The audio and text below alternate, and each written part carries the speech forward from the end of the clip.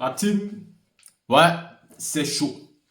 Simon Levé Gbagbo a aussi lancé un appel à Benoît. Et dans son appel à Benoît à l'opposition, nous avons clairement remarqué l'absence des partis politiques majeurs et des hommes politiques majeurs. Nous avons remarqué l'absence premièrement du PPACI. Vous pouvez comprendre ici que les positions ont été prises. Nous avons remarqué l'absence de Génération et Peuple Solidaire, le GPS. Nous avons remarqué l'absence du FPI. Nous avons aussi remarqué l'absence de Mamadou Koulibaly.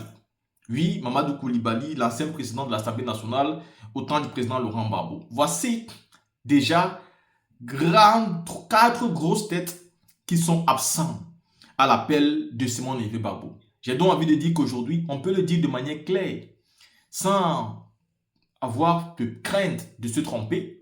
Les partis politiques en Côte d'Ivoire et surtout les partis d'opposition sont en train de se créer. Nous sommes en train d'assister ici à la création de deux groupements politiques dans l'opposition. Vous avez remarqué qu'il y a aussi eu l'absence de la société civile de Pulchering Ballet et pas mal d'autres partis politiques qui n'ont pas répondu présent à l'appel de Benoît de Simon Levé Gbagbo. Oui, parce que quand ça s'est passé à Abidjan, au siège du PDCI RDA, j'ai envie de vous dire ici qu'il y avait les partis de la société civile, il n'y avait pas que les partis politiques. Aujourd'hui, c'est donc avec certitude que je vous informe que même la société civile n'est pas allée à l'appel de Benoît de Mme Simone Levé Gbagbo. L'opposition est donc en train de se former. L'opposition est en train de se créer. Vous avez ici les partis signataires de cet appel. Mais avant de vous donner mon commentaire sur ce problème de différents partis politiques dans l'opposition qui sont en train de former les groupements politiques, je vous laisse d'abord ici écouter la sortie de Steve Biko après la remise des kits scolaires aux enfants. C'était une sortie vraiment fracassante. Là, écoutons ensemble.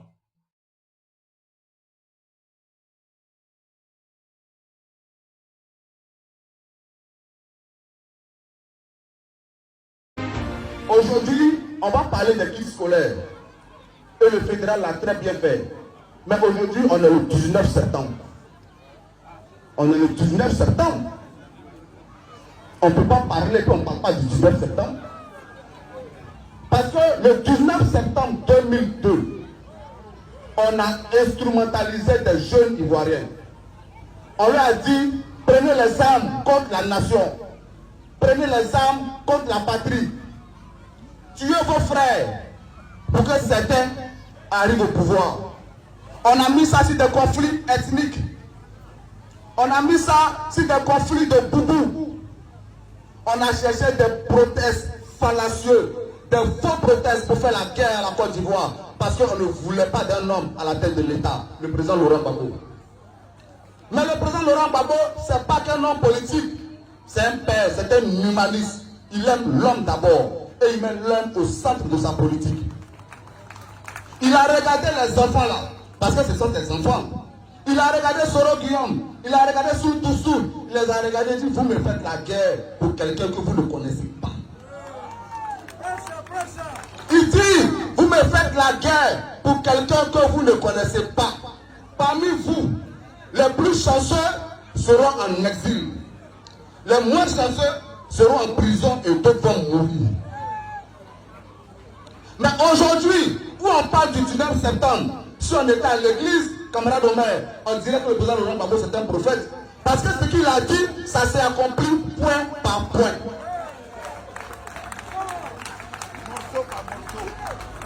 Aujourd'hui, Soro Guillaume en exil, condamné à perpétuité.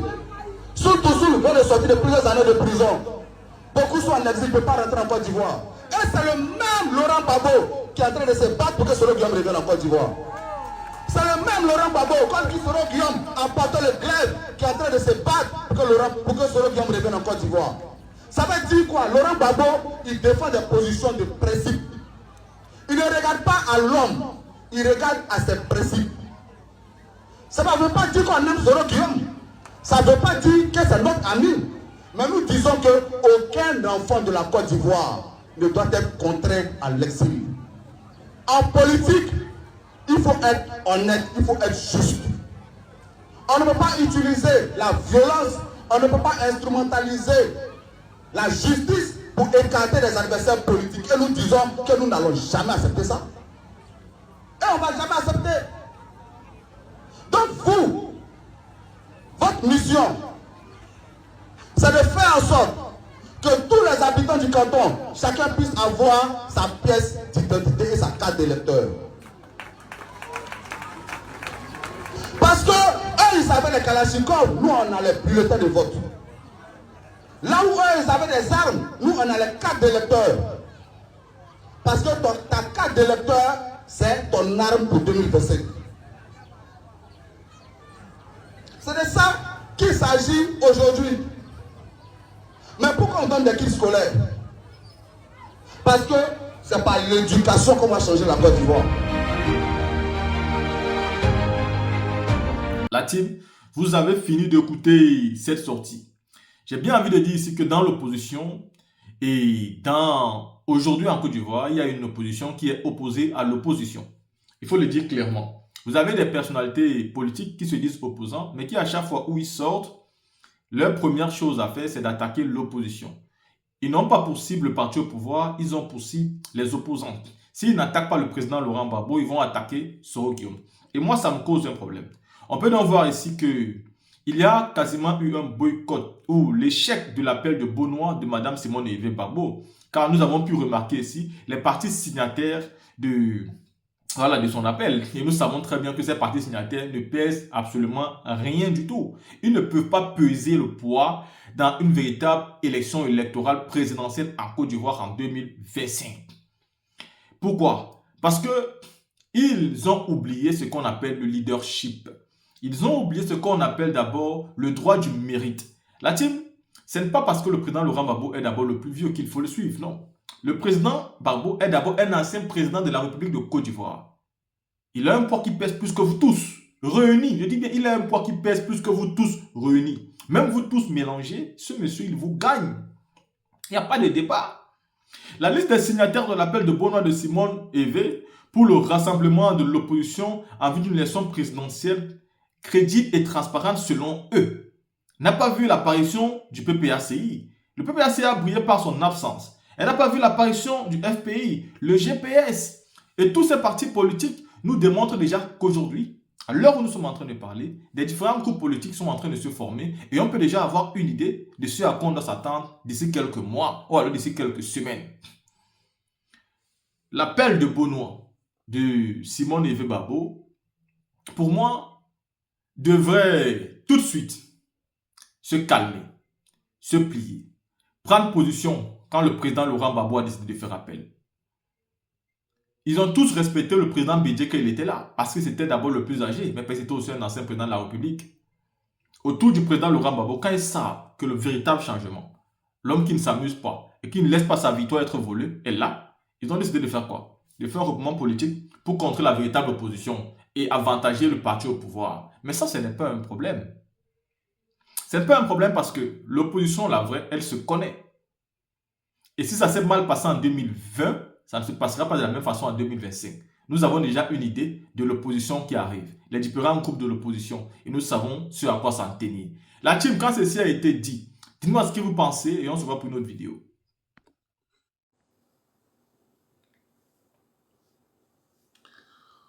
Mesdames, Mesdemoiselles et Messieurs, bonjour. Mesdames, Mesdemoiselles et Messieurs, bonjour. Vous savez, les vidéos, je ne les prépare pas. Les vidéos, c'est ici.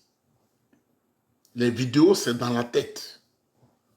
C'est les vidéos, je les conçois dans la tête. Parce que ce que tu sais, tu l'énonces avec aisance. Tu n'as pas besoin de chercher midi à 14 h. Mesdames, Mesdemoiselles et Messieurs, je voudrais demander à Dieu de vous bénir intensement, abondamment et richement, et que tout soit de l'or dans vos vies. Mesdames, Mesdemoiselles et Messieurs, souvent vous voyez mes réactions trop dures parce que mon inbox est toujours rempli de méchantes paroles, des choses que je ne vais pas répéter ici. Donc, c'est pour moi, on voit parce que je me défends. Il y a plusieurs personnes qui ont été contactées pour me distraire dans le combat que nous menons pour l'épanouissement, pour le bien-être des populations ivoiriennes et au-delà du peuple africain en général. Il y a une méchante personne ici qui est venue au Canada depuis 2009 qui n'est jamais devenu quelque chose. C'est-à-dire le Canada n'est pas sa terre de bénédiction. Ce petit idiot-là, c'est un baoulé qui me dit de ne pas parler du président Tidiane Thiam parce qu'on lui donne des miettes du restaurant. Il est à Saint-Jérôme ici. On peut être maudit comme ça. Mesdames, Mesdemoiselles et Messieurs, je suis très heureux de vous annoncer que mes voyages commencent. J'aime beaucoup voyager. Mes voyages commencent. Et cette fois-ci, dans quelques jours, je vais à Cuba.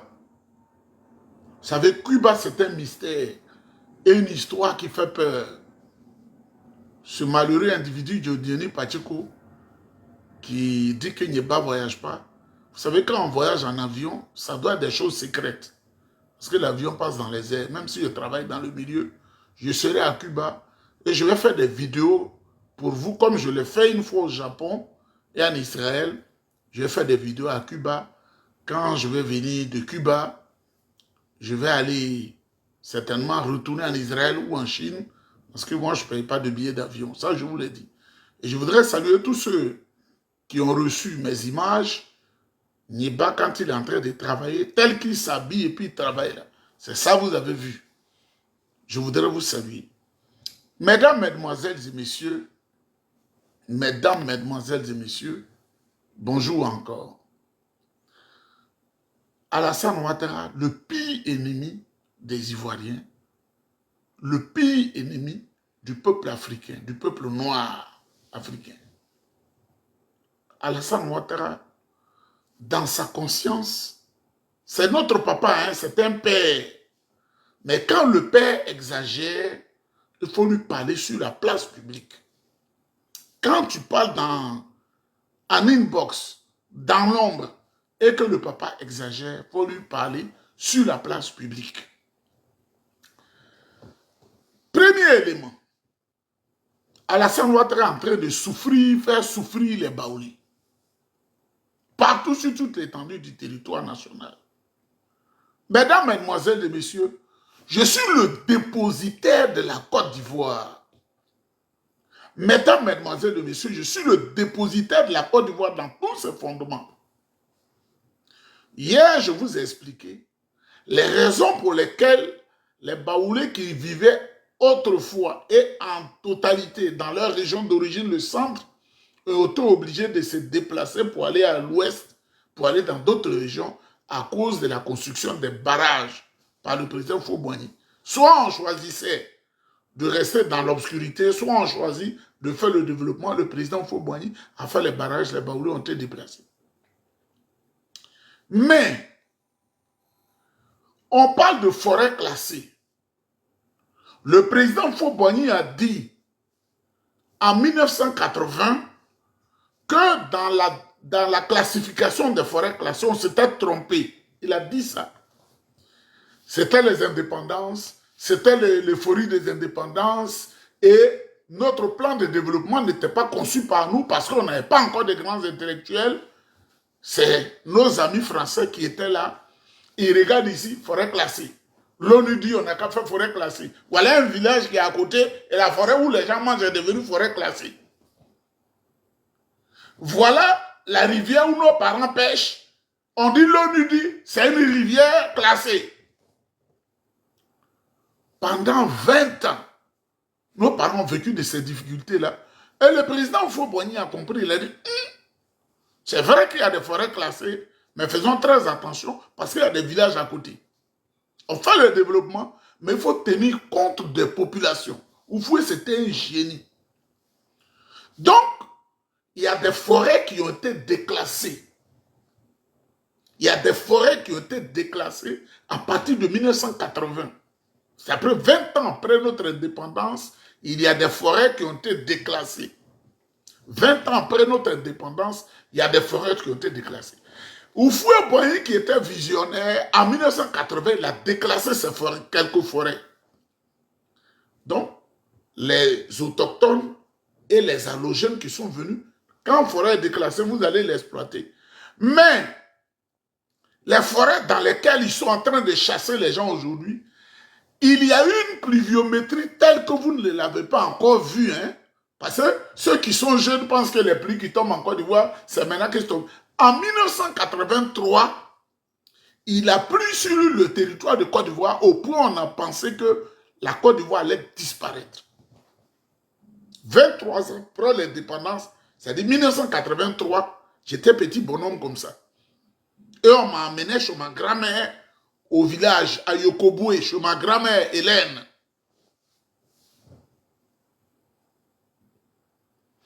Une voiture partie d'Abidjan avec toutes les difficultés, ce n'était pas bitumé, il n'y avait pas la côtière.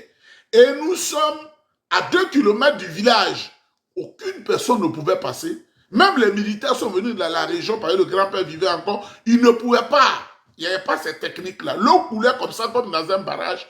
On était obligé de retourner à Dabou, de passer par Divo. Et à Divo, entre Divo et Guitry, nous avons fait 3 jours en contournant pour passer à pied. On m'a fait marcher, il était petit comme ça. On m'a pas marché près de 12 km. Vous venez à Yokoboué, les gens ne pouvaient pas aller au champ. Le président Houphouët-Boigny ayant pris la teneur de ces choses-là, il a demandé un rapport circonstancié de son ministre de l'Agriculture et des Eaux et Forêts, Denis Bracano, qui est mort en 2009, je crois. Amand, ministre de l'Agriculture. Et Bracano, en expliquant, selon les témoins, nos parents qui étaient au gouvernement, Bracano a dit aux vieux, la pluie qui est tombée cette année en 1983, là, si le mystère de Dieu fait que la pluie tombe de la même façon en 1984, la Côte d'Ivoire deviendra 15e producteur du cacao. Parce que les gens n'ont pas produit de cacao, tout est gâté, on ne sait plus où. Parce que quand il y a trop d'eau aussi, le cacao il ne peut pas tenir. De l'eau sur le sol pendant 4 mois, c'est ce qui s'est passé. L'eau ne s'enfonce pas. Le président Faure dit, en 80, on a déclassé les forêts pour que les gens travaillent. Mais comme tu as dit, on va être un 15e producteur, je crois qu'il faut encore booster la production. À partir de 85, le président Félix Houphouët-Boigny, ce grand homme, ce grand humaniste hors pair, a donné encore des moyens pour dire aux gens de booster encore la production cacaoyère. Il a donné des moyens aux DIDA. Parce que ce que vous ne savez pas, quand on dit la Côte d'Ivoire est la première production du cacao dans le monde, vous pensez que les populations étaient mobilisées. Quand tu produis un hectare, à cette époque-là, il faut te donner 30 000 francs, plus un sac de riz de 100 kilos par hectare. Il y avait la Satmassi qui les encadrait. Donc, c'est le génie d'Houphouët-Boigny qui nous a amenés. Sinon, c'était le Ghana qui était le premier producteur mondial. Le Ghana. Et il a dit comment on appelle, à leur président, Kwame Nkrumah, que je vais te dépasser.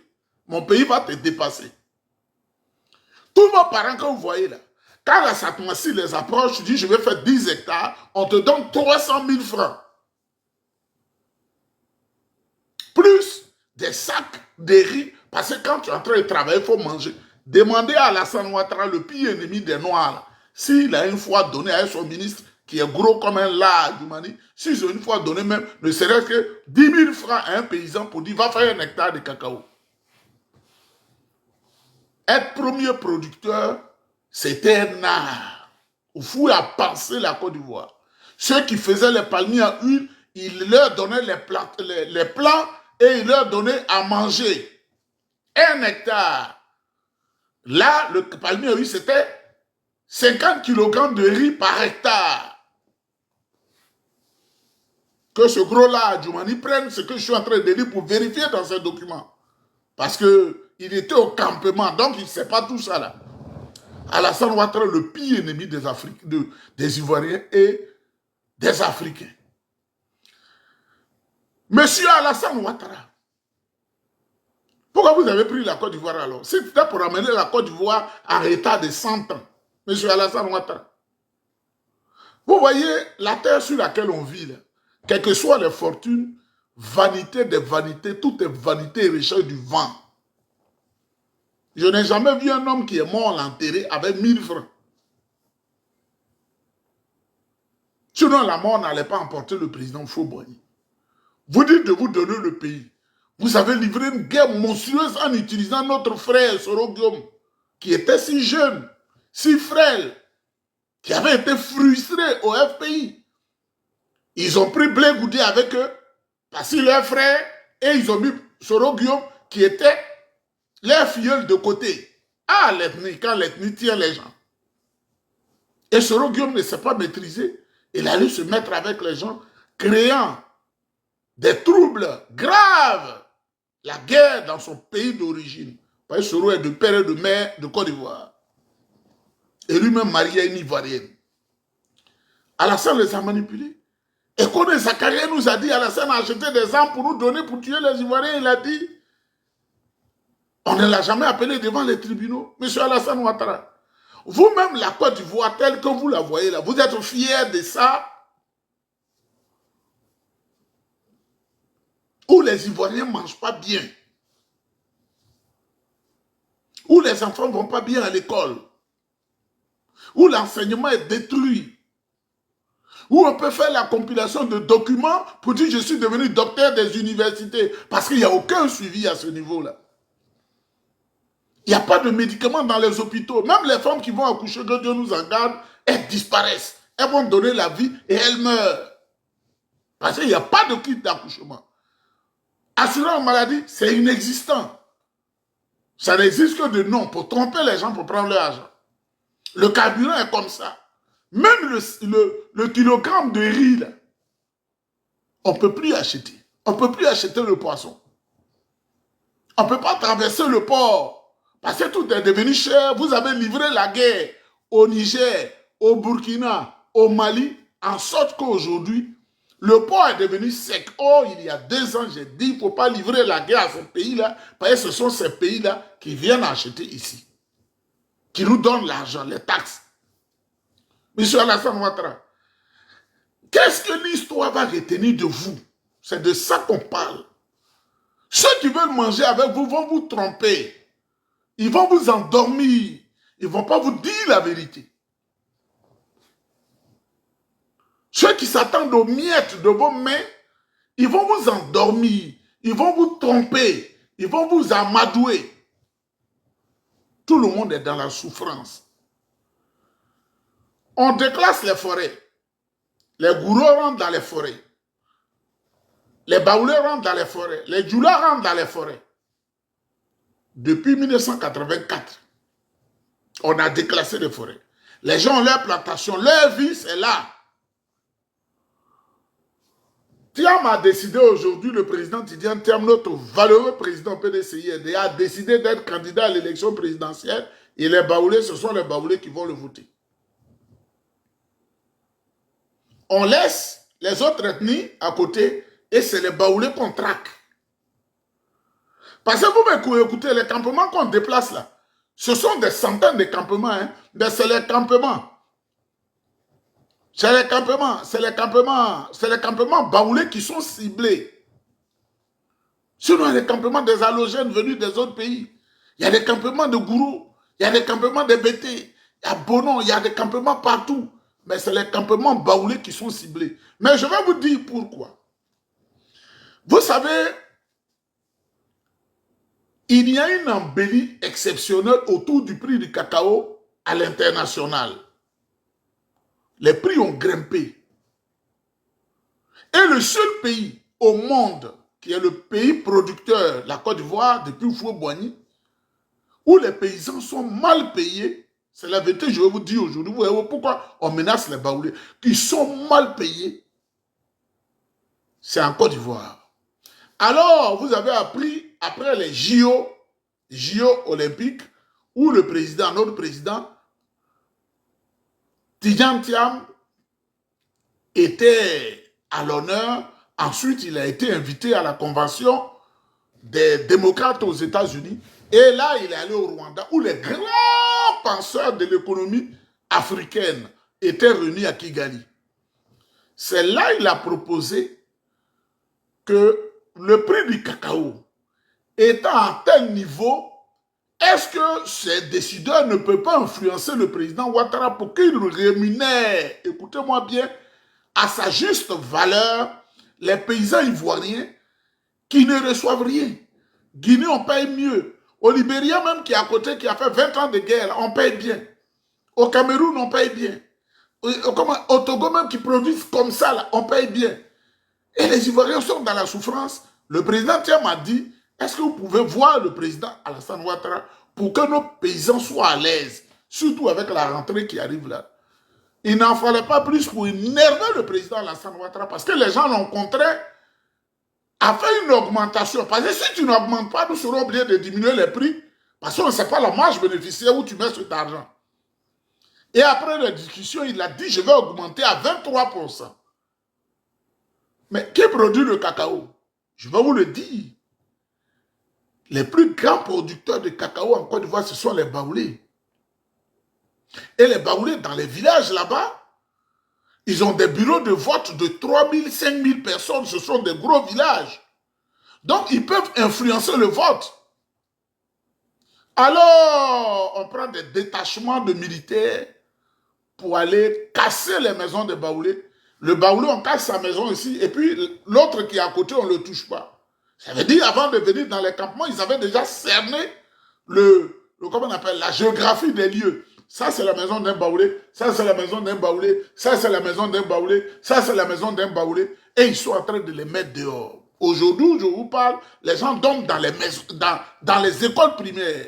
Leurs enfants ne vont pas à l'école, mais je vais dire au président Alassane Ouattara, vous savez pourquoi la gendarmerie est dans ces lieux-là? Vous savez pourquoi les écoles primaires sont ouvertes dans ces lieux-là? Monsieur Alassane Ouattara, vous savez pourquoi? Il y a des dispensaires dans ces zones-là.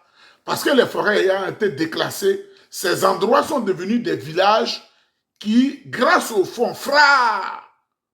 rural d'aménagement, ils ont fait des écoles. C'est l'État qui a amené l'école.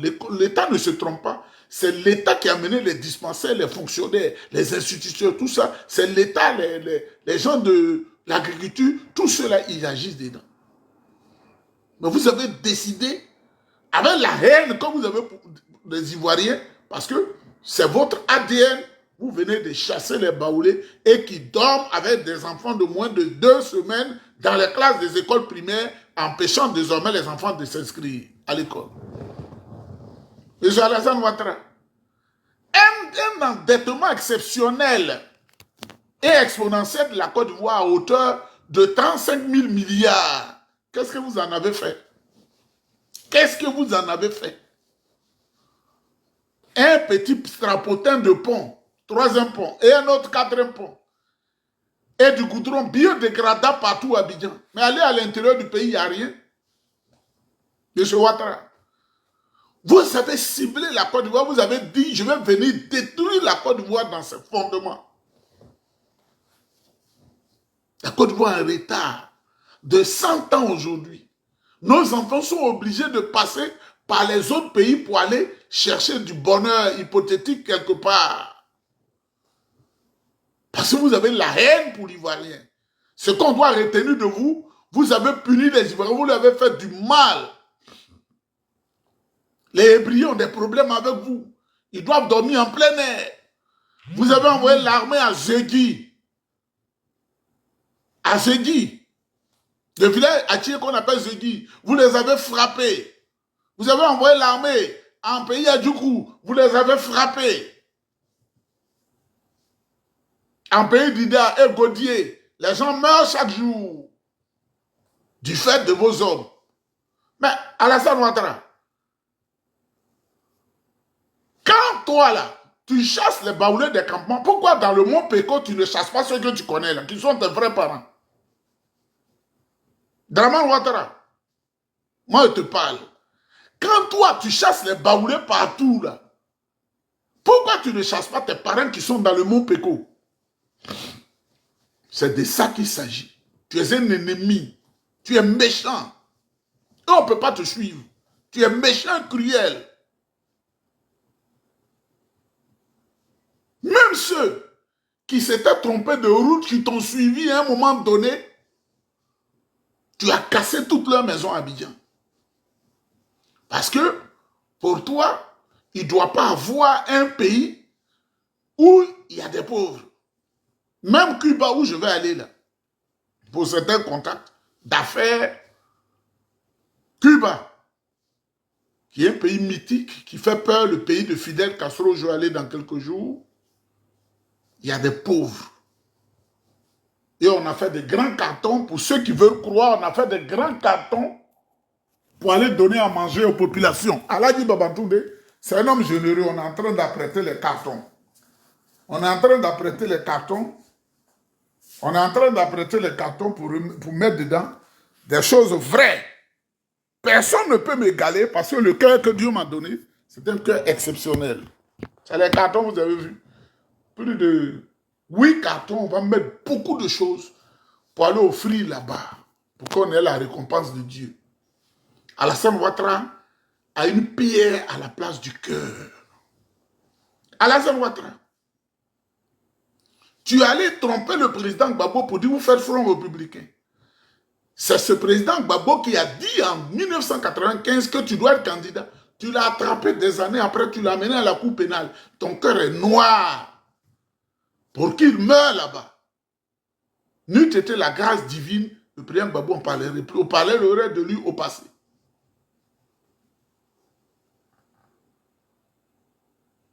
N'eût été la grâce divine, on parlerait du président Laurent Gbagbo au passé. Tu as fait un coup d'état, tu as enlevé le président Bédié.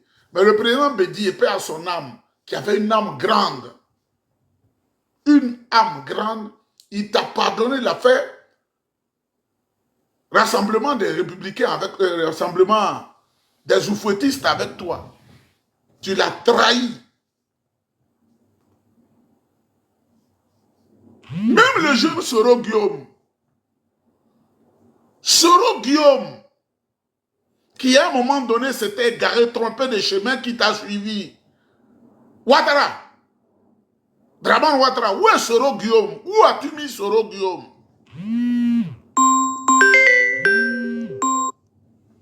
Où as-tu mis Soro Guillaume? Tu as jeté le pauvre Soro Guillaume dans la nature. Parce que ton ADN, c'est de tuer et tuer et tuer. Moi, je te dis ça. Tu ne peux rien. Ton ADN, c'est de tuer, de faire fonctionner les fioles. Parce que tu as une âme damnée. Alassane Ouattara, toi qui marches en point virgule, voilà ta vraie nature. Mais ce que je vais te dire, on est fort, mais on n'est pas fort tout le temps. Il y a des gens que nous, on a connus, qui parlaient agissement, ont laissé la malédiction sur leurs enfants. Mobutu, c'est ce Kukubendu Wazabanga, qui peut témoigner aujourd'hui que sa descendance est heureuse. Il était plus riche que le Zaïre. Il avait pillé le Zaïre. Mobutu avait pillé le Zaïre. Il était plus riche que le Zaïre. Et même les gens exagéraient pour dire qu'il était plus riche que l'Afrique. On ne sait même pas $1 de Mobutu. On ne sait pas où ça est. Ses enfants, ils se cherchent. Même sa femme, au Maroc, elle ne se retrouve pas. L'argent et l'argent détruit les Ivoiriens, détruit le Mali, détruit le Burkina, détruit le Niger. On ne peut pas accepter cela. Et on ne peut pas nous dire d'accepter cela.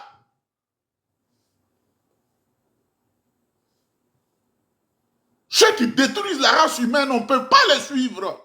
Personne sur cette terre ne peut nous dire de les suivre. De les embrasser. Personne. Même le Premier ministre du Canada, Justin Trudeau, ne peut pas me dire de suivre Alassane Ouattara qui est en train de tuer mes parents. Il n'a pas cœur. Il n'a pas les couilles pour ça. Je ne le ferai pas.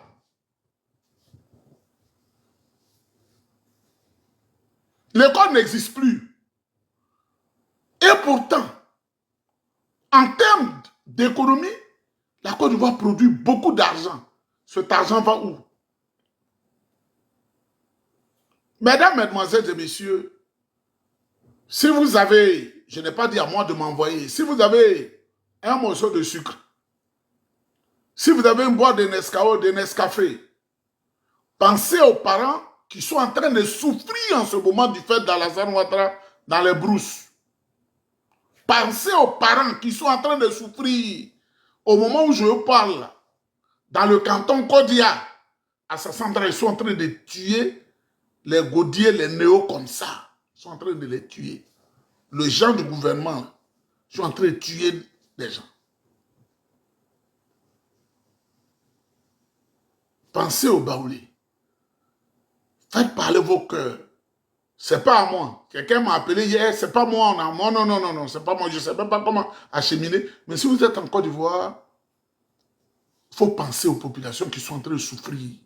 J'ai vu des vieux de 90 ans qui vivent là depuis 1985. C'est-à-dire ça fait 39 ans qu'on les a délogés. Mesdames, mesdemoiselles et messieurs, comme je suis à la maison, on aura le temps de parler, mais je n'ai pas encore sécurisé la bouche. Si je tombe dessus, vous allez dire, épilepsie m'a attrapé.